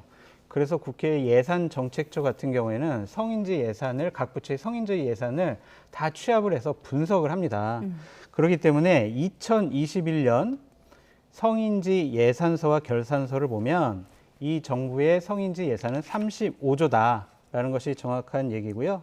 예를 들면 농림축산식품부에서는요. 성인지 예산이 16개 항목에 4천억이에요. 고용노동부 같은 경우에는 35개 항목에 6조 5천억을 성인지 예산으로 사용했습니다. 보건복지부 같은 경우에는요. 32개 추진안에 대해서 11조를 성인지 예산으로 썼다고 국회에다 제출했어요. 대략 어떤 건지 좀 말씀을 드리면요. 농림축산식품부 같은 경우에는 전문 농업 경영인 인력 지원, 취약 농가 인력 지원 사업 이런 것도 다 성인지 예산이라고 자기네들이 규정을 해가지고 국회에다 제출한 거예요. 예를 들면 뭐 죄수 보호 관찰 행동, 국방부 내 성고충 상담, 몰카 범죄 방지 이런 것도 다 성인지 예산이라고 해가지고 각 부처에서는 성인지 예산이 2021년도에 35조가 썼다라는 것은 정확한 국회에 제출 자료로 되어 있다라고 말씀드립니다. 네, 조금 설명이 필요할 것 같은데 이제 말씀하신 대로 이게 여성가족부만의 문제가 아니라 교육부, 뭐 국방부 말씀하신 대로 농림축산부를 포함해서 성인지 관점에서 예산을 좀 평가하는 잣대로 이제 알고 있는 건데 윤석열 후보가 말한 이 30조 원이라는 거는 이를테면 뭐 여성가족부의 어떤 예산으로 좀 잡혀 있는 걸 이해한 게 아닌가 이런 측면에서 아마 민주당에서는 가짜 뉴스라고 이제 공세를 취하고 있는 것 같은데 교수님은 어떻게 좀 설명해 그러니까 주시겠어요? 정기도 같은 맥락에서 얘기를 했는데 지금 이준석 후보하고 아까 말씀하신 그런 전문 농업인 인력 지원 이게 여성을 위한 건가요? 네. 전문 농업인 인력 여성 지원 경영인 인력 그리고 지원. 예를 들면 교육부 초등학교 돌봄 교술 확충 사업 이게 여성만을 위한 거예요? 복지부의 장애인 활동 지원 사업, 법무부의 범죄 피해자 치료 사업, 국방부의 군 어린이집 지원 사업 이런 게 들어있는 거예요. 네. 그러니까 39부처 341개 사업인데 이게 왜 이렇게 성인지라는 말 때문에 이제 문제가 되는 거예요. 윤석열 후보가 이걸 꼭 집어서 성인지란 말을 쓴 이유가 뭐겠습니까?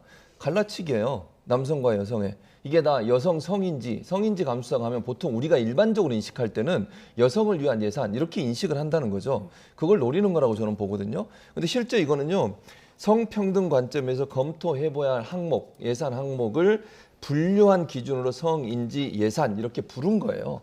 그러니까 이 이름 자체만 들으면 마치 이게 여성들을 위해서만 편성된 예산인 것처럼 오해를 불러일으킬 수 있는데 절대 그렇지 않고요. 성평등 차원에서 예산을 분류할 때 그렇게 이름을 붙여서 분류를 해놓은 거예요.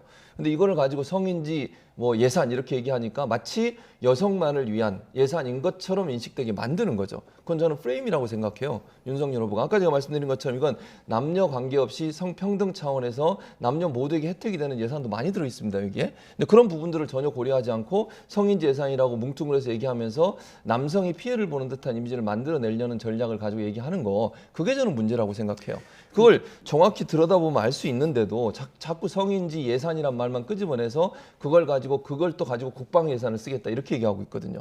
결국은 현 정부가 여성을 너무 편들고 있다라고 하는 부분을 부각시키려는 이런 프레임을 만들려는 전략이다. 윤석열 후보에 그렇게 분석이 됩니다. 근데 윤석열 후보가 얘기한 거는 어쨌든 국회에 제출하고 정부 행정부 내에서의 예산안에 대해서 제대로 잘 설명한 거다. 그것에 대해서 민주당 의원들이 가짜 뉴스다. 뭐 성인지에 대한 무지다. 이거 가짜 뉴스를 인용해서 발생한 참사다. 이런 식으로 얘기하는 것은 또 하나의 가짜뉴스 프레임이라고 생각이 듭니다.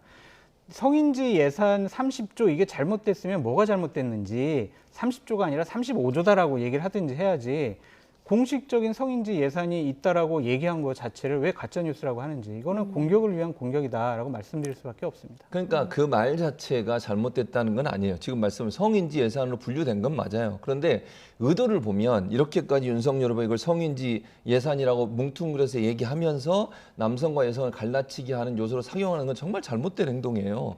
근데 그거에 대해서 지금 지적을 하는 겁니다.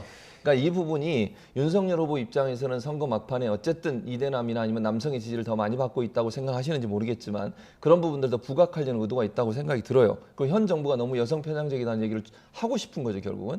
근데 그렇게 이 예산을 가지고 그렇게 접근하는 것은 지극히 잘못된 접근이라는 생각이 든다는 겁니다. 윤석열 후보의 정확한 워딩은 성인지 감수성 예산이란 걸 30조 썼다고 알려져 있습니다.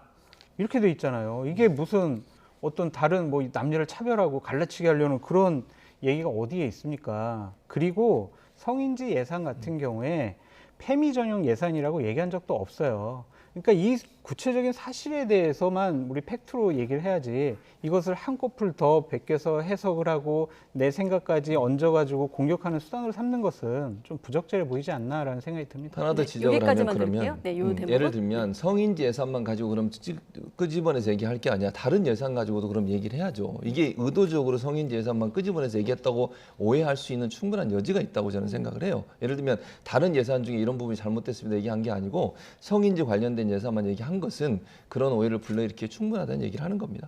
네. 아무튼 좀 전에 자막에 나갔습니다만 성인지 예산이라는 거는 실제 집행되는 예산이 아닌 기준이라는 점 이번에 좀 한번 참고하시면 되겠고 이걸 토대로 또 후보의 발언과 공방을 좀 이해하시기 바랍니다.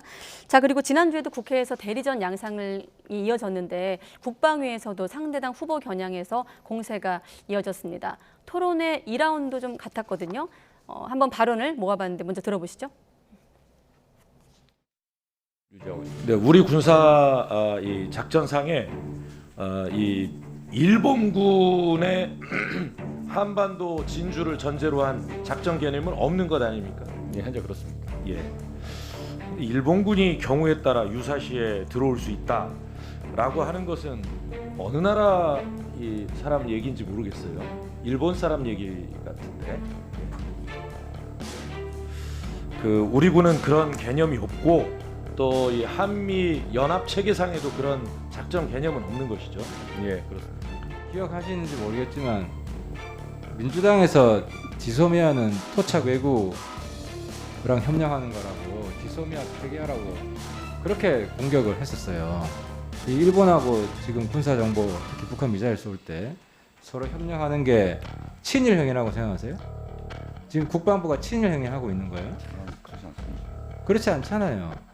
그러니까 지금 문재인 정부가 지금 친일 정부라는 이야기밖에 안 되는 거예요. 그런 이야기를 했어요. 네, 토론회 이후에 또 벌어졌던 상황이 좀 연장된 측면이 있는데 일단 민주당 의원들은 윤석열 후보 안보관에 대해서 집중 공세를 벌이고 있습니다.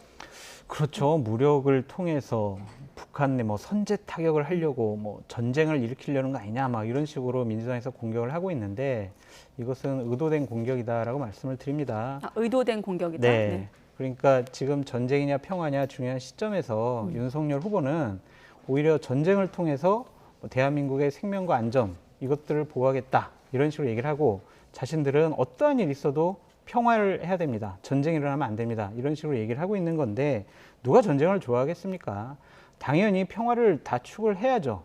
그러다가 안 돼서 외교적인 협상, 정치적인 협상이 안 돼서 북한이 우리를 향해서 핵미사일을 쏘려고 할 때 우리 가만히 있으면 안 되잖아요.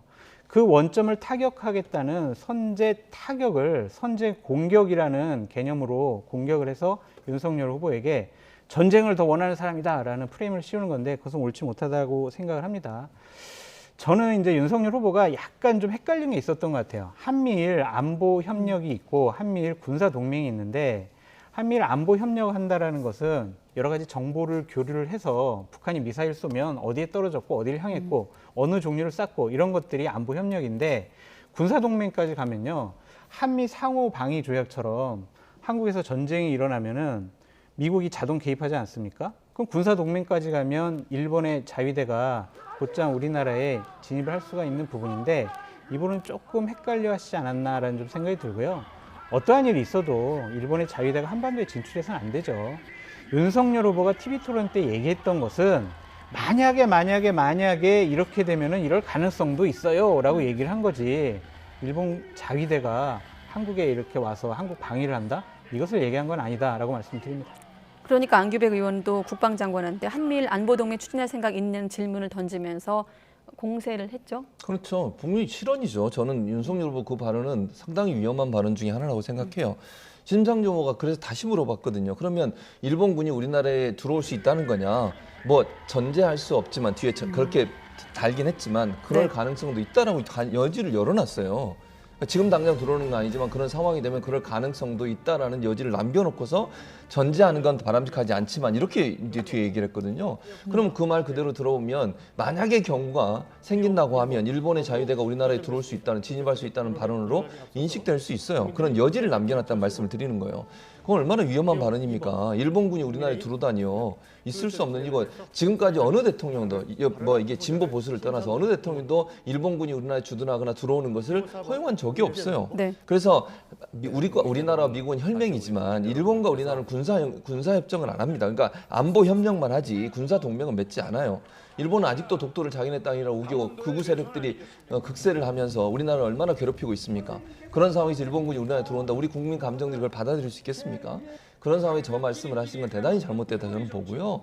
앞으로도 말씀을 주의하셔야 돼요. 저기에 잘못 오해하게 되면 일본군이 우리나라에 주둔하거나 들어올 수도 있다고 하는 그런 얘기로 들릴 수 있어서 이거는 상당히 위험한 발언일 수 있다 이렇게 생각합니다.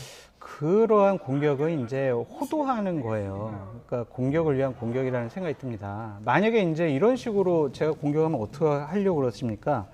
이긴 전쟁보다 더러운 평화가 낫다. 아무리 비싸고 더럽고 자존심 상해도 전쟁보다 평화가 낫다라고 이재명 후보가 2017년도에 얘기를 했어요. 이 얘기는요. 이완용이 얘기했던 거랑 비슷해요. 아무리 나쁜 평화라도 전쟁보다 낫다. 이게 다 조선의 평화를 위한 것이다. 그러면은 이재명 후보는 이완용과 똑같은 사람이다. 이렇게 공격하면 수긍하시겠습니까? 그러니까 이렇게 너무 과장해서 해석하는 것은 옳지 못하다라는 생각이 듭니다. 과장해서 해석하는 게 아니고 들어올 수 있다고 얘기한 걸 얘기한 거예요. 그러니까 본인이 들어올 수 있는 여지를 남겨놓은 거에 대한 발언에 대해서는 이건 위험한 발언이라고 말씀을 드린 것이고 2017년에 했던 발언 가지고 얘기하는데 전쟁보다 평화가 낫다는 의미로 얘기를 했어요. 근데 그것도 2017년에 얘기하고 지금의 상황은 달라질 수 있지만 더러운이라는 표현 때문에 지금 그러시는 것 같은데 어떤 상황에서 국가를 지키기 위해서 우리 국민들을 지키기 위해서 평화를 유지하는 거 그게 정말 굴욕적이거나 아니면 정말 상대방이 공격했는데 우리가 그걸 참아내는 게 아니라 거기에 대해서는 명확하게 타격하지만 가능한 한 평화를 유지하려고 하는 대통령의 마음을 갖는 것은 당연히 중요하다고 저는 생각합니다. 제 말이 그 말입니다. 네, 대선 후보들의 발언이 사실 국내 언론만 보고 있는 게 아니니까요. 우리와 관계돼 있는 관계국도 언론들도 지켜보고 있기 때문에 앞서 헷갈린다고 하셨습니다만 좀 용어 구분은 좀 뚜렷해야 되지 않을까? 네, 이런 생각이 듭니다. 대선 후보들이. 자, 이런 여야 기싸움은 윤석열 후보를 향한 병역 면제로도 이어졌거든요. 이제 부동시 관련한 또 병역 문제를 두고 기싸움이 벌어졌는데 이 문제는 좀 어떻게 볼 수 있을까요? 뭐 이 문제는 짧게만 뭐 여쭤보면요. 그 법무부 장관이 그걸 밝히겠다고 했어요. 그러니까 저는 이거 확인하면 될 거라고 생각을 합니다. 뭐 지금 민주당에서는 그 부동시가 처음에 군대 갈 때는 면제받는데 부동시가 있다 그랬다가 검사로 임명될 때는 문제가 없어 임명됐고 나중에 또 인사청문회 그때는 또 부동시가 있었다고 얘기하고 이러면서 이제 이게 바뀌었다는 거 아닙니까? 그런 의혹을 제기한 거고 그 문제에 대해서는 지금 법무부에서 기록을 갖고 있지 않겠어요? 검사 임용 당시에 어디서 검사를 받았고 검사 내용이 부동시인가 아닌가 하는 부분들을 볼 수 있기 때문에 저는 이제 그 법무부에서 자료를 밝혀주겠다고 했으니 그걸 보고 나서 결정하면 될 거라고 저는 생각합니다. 그 부분에서 정말 3번의 조사가 정확한 곳에서 했는지 본인과 특별히 연관되지 않는 공정한 곳에서 조사가 됐는지 하는 부분하고 거기에서 부동시가 있는지 없는지 확인하면 사실관계가 밝혀지지 않을까 이런 생각이 듭니다. 그러니까 이 부분 가지고 공격하는 건 이해할 수가 없다라는 생각이 듭니다. 지난번 검찰총장 인사청문회 때 송기현 의원 같은 경우에 시력은 항상 변합니다. 저 부동시가 뭐가 문제입니까? 이런 식으로 윤석열 당시 검찰총장 후보자를 옹호했다.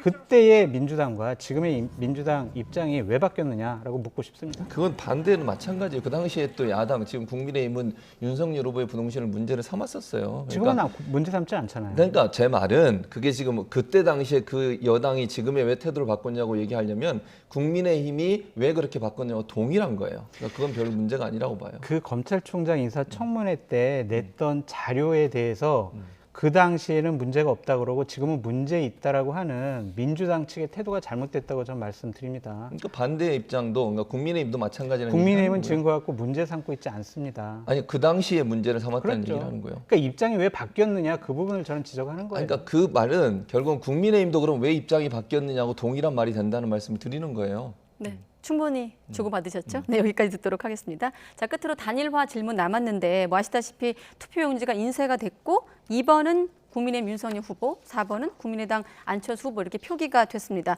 일단 감정의 고름 깊어 보이고 불신은 없는 것 같고 어떻게 보십니까? 국민의힘 같은 경우는 3월 4일을 또 기점으로 보기도 합니다만은. 그냥 여지를 남겨놓는 거지 단일화는 현실적으로 좀 불가능하지 않을까 생각이 듭니다. 어제 언론 보도에 의하면 그리고 윤석열 후보의 발표에 의하면 단일화를 위한 양측에서 협상하는 거의 다 합의를 본 것 같아요. 그랬는데도 단일화가 안 됐다? 그것은 어떠한 제안의 문제가 아니라 다른 문제가 있는 거겠죠.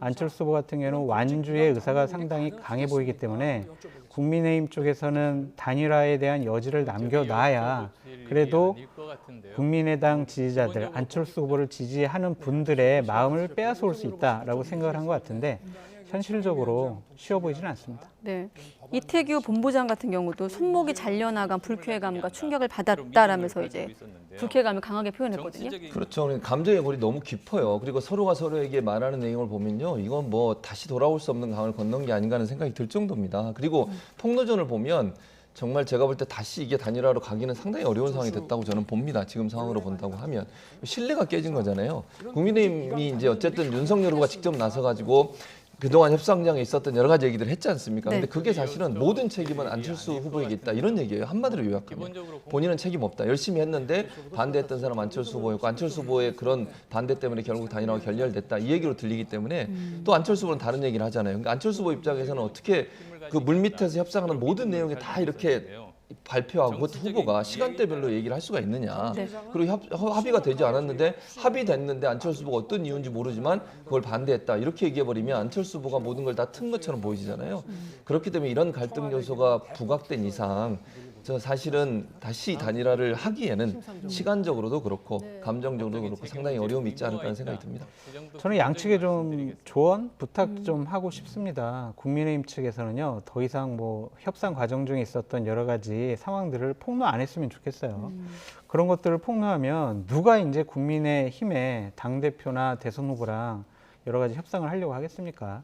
협상 과정 중에 있었던 일들은 그냥 그렇게 남겨둬야 된다라는 생각이 들고 안철수 후보 같은 경우에는 이제 단일화가 안 됐다고 해서 윤석열 후보에게 막말 수준의 이런 표현을 안 했으면 좋겠어요. 오늘 같은 경우에 윤석열 후보를 뽑으면 1년 안에 손가락을 자르고 싶을 것이다 라는 이런 표현까지 쓰셨거든요. 이것은 상대 후보에 대한 존중 이런 것은 기본적으로 없고 조롱과 비아냥을 넘어선 저주의 표현이라고 생각이 듭니다. 대한민국 국민들이 보고 있는 대선판이 이런 식으로 흘러가서는 안 된다라고 말씀드립니다. 제가 2분만 시간을 더 쓰겠습니다. 자, 두 분과는 이제 다음 주 월요일 다시 만날 텐데 그 사이에 3차 토론회가 있고 사전투표가 시작이 됩니다. 어떤 점에 좀 주목하고 계십니까? 일단 토론회가 저는 중요할 거라고 봐요. 중도 표심에서 아직 마음을 확정하지 못하신 분들 입장에서 마지막으로 토론회에 또 관심을 가지실 겁니다. 거기서 후보들이 어떤 모습을 보이느냐, 대안을 제대로 잘 내느냐, 비전과 정책을 얘기하느냐, 아니면 또 네거티브를 하느냐, 이건 상당히 부정적으로 저는 영향을 미칠 거라고 생각해요. 그래서 토론회에서 후보들의 발언이나 아니면 후보들의 토론 내용이 마지막 표심을 결정하지 못한 분들한테 중요한 영향을 미칠 거라는 생각이 들고요. 사전투표일이 얼마나 되느냐도 중요한 관전 포인트가 될 거라고 생각을 합니다. 저는 높을 거라고 생각해요. 여러 가지 요인이 있는데 그 중에 하나가 이제 일단 마음을 정한 분들이 많이 있고 두 번째는 코로나19 때문에 분산해서 투표하려는 의도를 가지고 있는 분도 많습니다. 그러다 보니까 아무래도 사전투표율이 높을 텐데 그 투표율이 어느 정도까지 올라가냐, 예전에 사전투표를 뚫고 올라갈 수 있을 거냐 하는 부분, 이 부분도 사실은 당락의 여러 가지 요인으로 작용할 수 있기 때문에 이 두 가지가 사실은 중요한 어떤 포인트가 아닐까 이런 생각이 듭니다. 저는 양 캠프에 이런 얘기를 하고 싶어요. 우리는 잘하고 있는데 왜 다른 사람들은 우리를 비판을 하고 조언을 하려고 할까? 그런 것들이 바로 부족함이거든요. 그러한 부족한 부분들을 남은 9일 동안 좀 채워나가는, 그렇게 낮고 겸손한 마음으로 국민의 표심을 얻는 그런 9일이 됐으면 좋겠다라는 생각이 듭니다. 네, 다음 주 만날 때까지도 또 어떤 변수가 요동을 치지 함께 지켜보도록 하겠습니다. 최진봉 성공회대 교수, 장성철 대구 가톨릭대 특임 교수 두 분과 함께했습니다. 고맙습니다.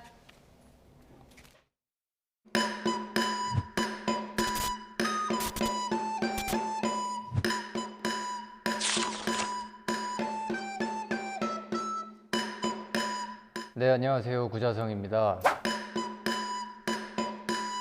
이거 근데 너무 쉬운 거 같은데 그냥 이거 하면 되는 거 아니에요? 한번 해보도록 하겠습니다. 파이팅! 원래 이런 거는 과감하게 해야 돼요. 보셨죠? 이런 거는 한 방에 하는 거예요, 한 방에. 이 작은 부분부터 조금씩 이어나가면 됩니다. 보셨죠? 자연스럽게. 제일 어려운 부분이 바로 이 부분이거든요. 도구를 이용하겠습니다.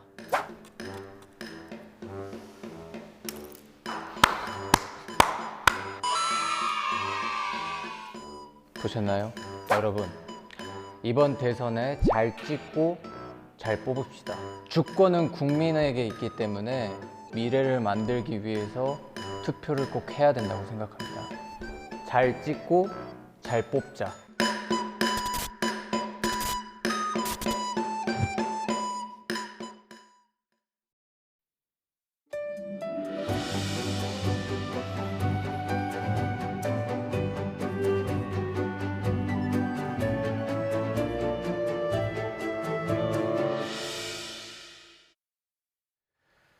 북한이 어제 발사가 미사일이 아닌 정찰위성 개발을 위한 시험이었다고 주장했습니다. 정찰위성 발사 기술이 대륙간 탄도미사일 ICBM과 거의 같은 만큼 ICBM 도발에 대한 의지를 우회적으로 드러낸 것이라는 분석입니다. 한현희 기자가 보도합니다. 베이징 올림픽 기간에 침묵을 뚫고 28일 만에 무력 시위를 재개한 북한. 하지만 북한은 이번에 쏜 건 미사일이 아닌 정찰위성에 장착할 촬영기 시험을 위한 발사체라고 주장했습니다. 발사체에 정찰위성에 탑재할 정찰 카메라를 달아 해상도와 자료 전송 체계 등을 확인했다는 겁니다. 또 이런 내용과 함께 우주에서 한반도를 찍은 사진도 공개했습니다. 북한은 이번 시험이 정찰위성 개발을 위한 계획에 따른 것이라고 설명한 만큼 조만간 실제 정찰위성 발사에도 나설 것으로 보입니다. 정찰위성 발사는 핵실험과 대륙간 탄도미사일, ICBM 발사 유예, 즉 모라토리엄 철회 수순을 밟겠다는 의미로도 해석됩니다. 정찰위성은 장거리 로켓에 탑재돼 우주로 발사되는데 이 장거리 로켓을 쏘아 올리는 기술이 재진입 기술이 필요 없다는 점만 빼면 ICBM 기술과 거의 같기 때문입니다. 결국 정찰 위성이라는 것을 쏘기 위해서는 대륙간 탄도미사일에 준하는 그런 장거리 로켓 발사가 있어야 되는 거잖아요. 그거를 하겠다라는 일종의 예고편으로 읽을 수도 있겠죠. 발사를 앞두고 관련한 시험이 더 이어질 것으로 전망되는 가운데 우리 군은 긴급 주요 지휘관 회의를 열고 군사 대비 태세를 점검했습니다. 북한의 무력 시위와 우크라이나 전쟁으로 인한 안보 불안을 의식한 것으로 보입니다. 우크라이나 사태와 연속되는 북한의 미사일 발사와 관련하여 강한 국방으로 평화를 지킨다라는 것을 반드시 유념해야 합니다. 이번 회의에서는 이례적으로 우리 군이 최근 시험 발사한 장거리 요격 미사일, LSAM 등 억제, 대응 전력 등이 담긴 특별 동영상도 상영됐는데 국방부는 심화하는 위협에 대비해 다양한 미사일을 개발하고 방어 범위를 확대할 것이라고 강조했습니다. YTN 한현입니다. 중국은 우크라이나에 남아있는 6천 명의 자국민을 대피시키기 위해서 전세기를 띄울 계획이었지만 쉽지 않은 상황입니다. 중국은 러시아의 침공설 자체를 미국이 만든 가짜뉴스라고 부정했다가 뒤늦게 애를 먹고 있습니다. 베이징에서 강성웅 특파원의 보도입니다. 우크라이나 키예프의 중국 대사관에 남아있는 판센농 대사가 소셜미디어에 영상을 올렸습니다. 不断地听到警报声、爆炸声、枪炮声，一次次地躲进地下室。 현재 우크라이나에 있는 중국인은 약 6천 명. 중국 대사관은 러시아의 침공이 시작된 뒤에도 자국민의 대피령을 내리지 않았습니다. 상황이 심각해지자 중국 정부는 전세기를 통한 철수 계획을 급히 밝혔지만 이미 때는 늦었습니다. 미사일과 포탄이 날아다니는 급박한 상황에서 민항기를 띄우는 것 자체가 어려워졌기 때문입니다. 我们一定要等安全条件具备了再走，这样大家都踏实。 현지 중국 대사관은 침공 첫날 차량에 중국 깃발을 달면 안전할 거라는 안내를 올렸다가 삭제했습니다. 중국 SNS에 우크라이나 여성을 희롱하는 글까지 올라와 문제가 되자 자국민의 자제를 당부했습니다. 我们要理解他们的这种心情，不能刺激他们。 앞서 중국 정부는 러시아의 침공 직전까지도 전쟁 발발 가능성을 낮게 평가했습니다.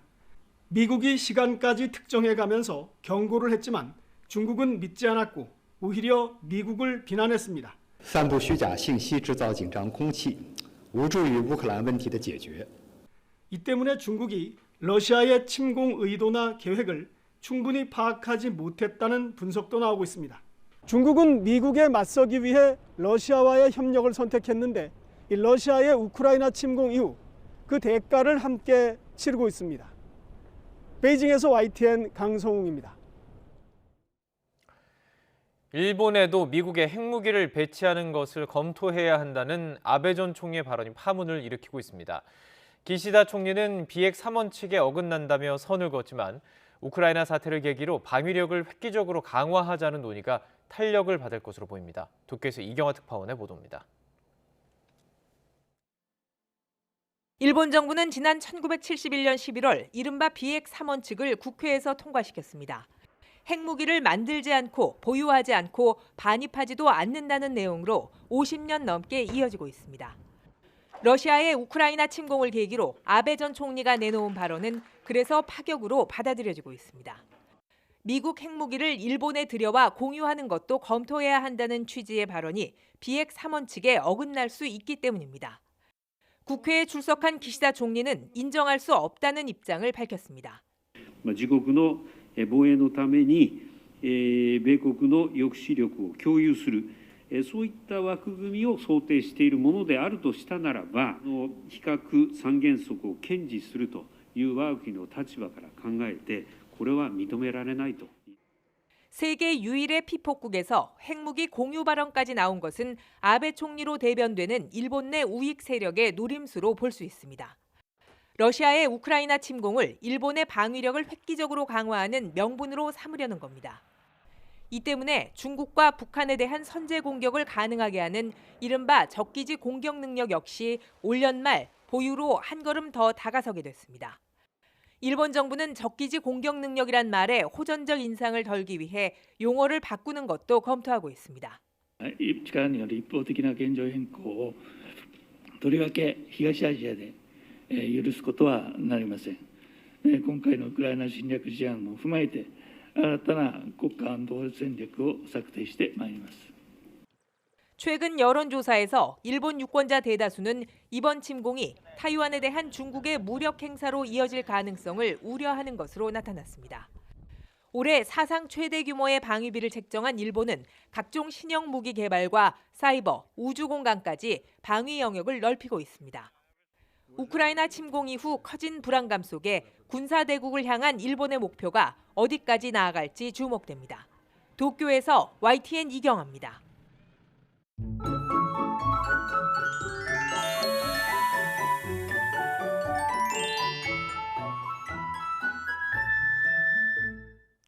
(2월) 끝자락에 초봄처럼 포근한 날씨가 찾아왔습니다.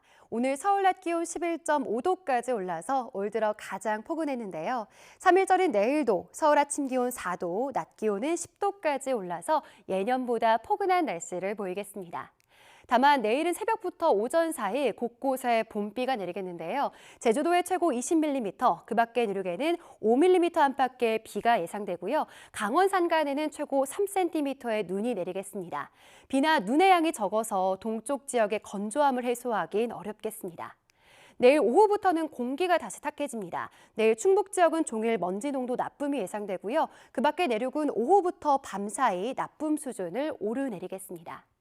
내일 아침 기온은 서울 4도, 광주 8도, 대구는 5도로 오늘보다 2에서 8도가량 높겠습니다. 낮 기온은 서울 10도, 대전 13도, 부산은 15도 등 오늘만큼 포근하겠습니다.